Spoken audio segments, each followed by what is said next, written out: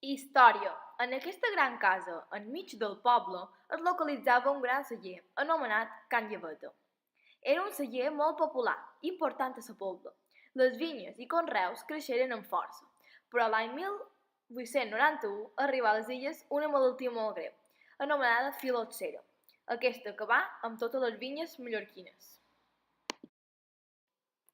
En els temps de construcció, Francesc Villalonga, l'amo que la va manar a construir, es va sentir afectat pels comentaris sobre el seu estat en bancarrota. Per fer fi als comentaris, va col·locar monedes d'or a cada clau que aguantava la porta principal, per demostrar que el seu poder econòmic encara era present. El 1944, el metge Antoni Tugores comprà la propietat. D'aquí el nivell 9.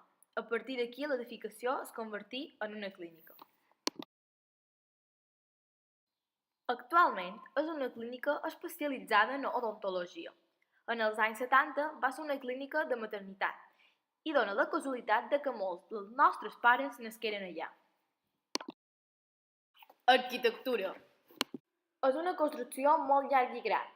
Els murs estan fets amb pedres de santanyí, uns grans blocs de pedra. A la part de l'entrada hi ha un jardí amb gran varietat de plantes.